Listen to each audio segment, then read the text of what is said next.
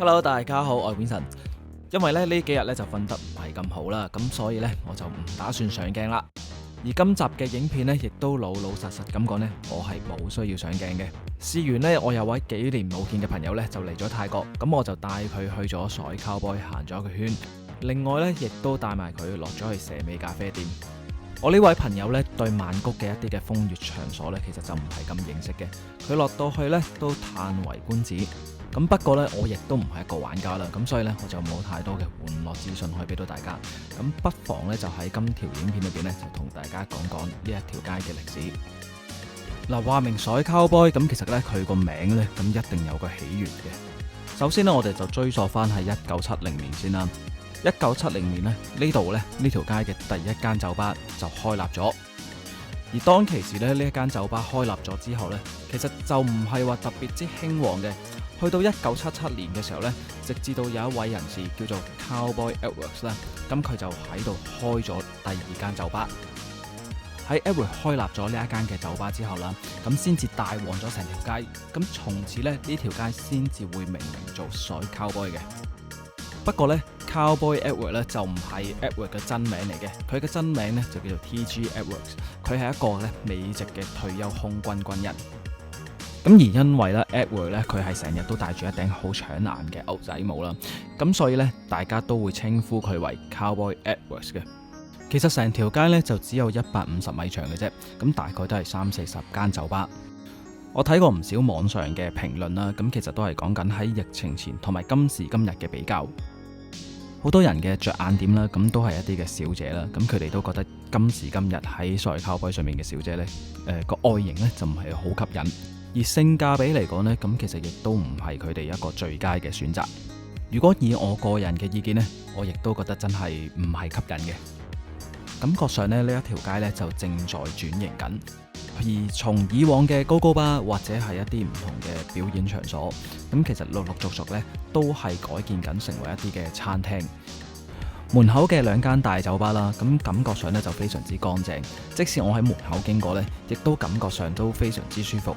水 Cowboy 嘅中段啦，有一啲嘅酒吧佢哋結業咗之後呢，重新再開業嘅時候呢，佢哋換成咗係一啲嘅高級少少嘅餐廳。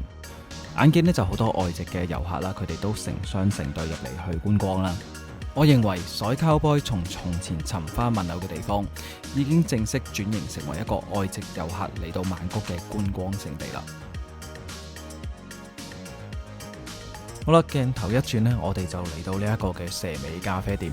嗱，我哋見到咧畫面上面個樓梯咧就唔係直接通往咖啡店嘅，而喺嗰個嘅樓梯嘅右側咧先至係個蛇尾咖啡店嘅入口嚟嘅。落到去大飽眼福之前呢，咁其實大家都要注意一下蛇尾咖啡店嘅門口呢，咁其實都有好多唔同嘅小姐企喺度。當然佢哋都係等緊一啲嘅路人同佢哋搭訕啦。咁但係正式嚟講呢，其實佢哋係唔能夠入到去呢個咖啡店嘅。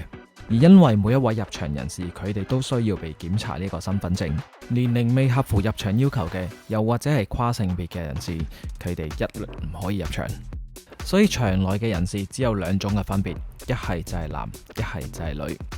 唔係對第三性別嘅不包容，而係每一個入場嘅人士，不論係男，不論係女，佢哋亦都有一個好明確嘅目的。等於你去到超級市場去買生果，你諗住買個水蜜桃返屋企，點知打開個包裝之後，你發現竟然係一條蕉嚟嘅。場內呢一個嘅規矩，我相信對一啲中意食水蜜桃嘅朋友們，對佢哋嚟講，亦都係一個保障。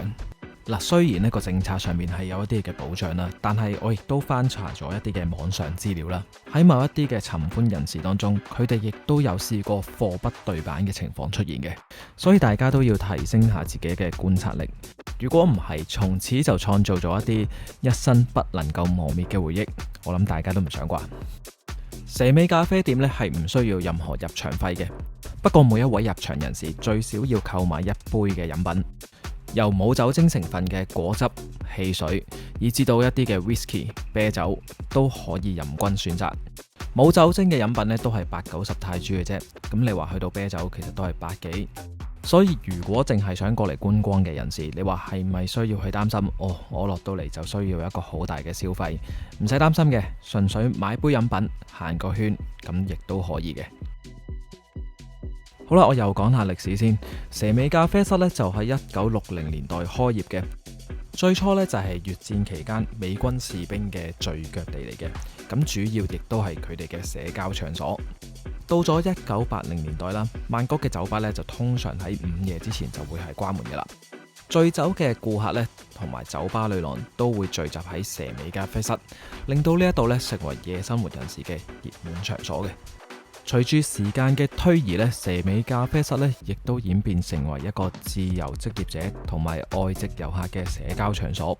雖然個名依然係叫做咖啡室，但係實際上咧更似乎係一個人肉市場，吸引咗各地嘅遊客前來去探索嘅。睇翻一啲嘅網上資料啦，蛇尾咖啡室佢嘅營業時間呢就係晚上8點至到凌晨嘅2點鐘。頭先講過噶啦，入場費呢就係豁免嘅，只不過大家需要去購買一啲嘅入場飲品。根據一啲網上資料啦，就係話呢一度嘅洗手間呢係需要付費嘅，咁就係20泰銖。好好笑嘅就係一啲嘅網絡寫手，佢哋都建議就係一啲嘅入場人士盡量去咗洗手間先至嚟到蛇尾咖啡室。咁不過呢，就人有三急嘅話就好難講噶啦。咁但係亦都真係好坦白講，20泰銖唔係一啲大費用，咁所以我覺得冇所謂嘅。大家眼見呢在場嘅女士啦，大家都會稱之為一啲嘅 freelancer， 即係自由職業嘅工作者啦。好坦白講咧，佢哋嘅打扮呢，有一啲就真係比較時尚同埋真係正經嘅。咁好多時一啲嘅傳言，其實佢哋都喺日間呢有一啲正常嘅工作，譬如佢哋可能都會去返寫字樓啦，咁又或者佢哋去做侍應啦，種種唔同嘅工作。咁喺晚上呢，亦都會喺度出現嘅。由於大家都係屬於 freelance 嘅性質啦，咁所以咧喺市場上咧就冇話有一定嘅工價喺度嘅，而大致上咧亦都有一啲議價嘅原則去俾大家參考一下嘅。通常同一啲嘅妹妹佢哋去談一啲嘅條件嘅時候，大家都會分咗係叫做短聚，俗稱叫做食快餐啦。咁而有一啲亦都叫做去 stay overnight 㗎啦。咁但係就 overnight 嘅話咧，咁其實都要睇定義嘅，因為通常咧有啲時候佢哋都會睇翻朝頭早就會幾點走㗎啦，又或者佢哋喺嗰個 stay overnight 上邊佢會計次數嘅。而嗰啲嘅食飯嘅場所咧，其實都係喺個咖啡店嘅上層。睇翻網上嘅一啲嘅資料啦，咁佢哋都話樓上嘅房間咁其實都係大概700至到800泰銖咁樣。而想食餐飯去舒服啲嘅，咁當然帶翻去酒店，而對方又願意嘅情況底下，咁當然係最好啦。以上嘅資料呢，都係我喺網上面呢就自己搜集翻嚟嘅。如果各位老司機有一啲嘅經驗上面嘅分享或者心得，歡迎喺留言上面去留低俾大家作為一個參考。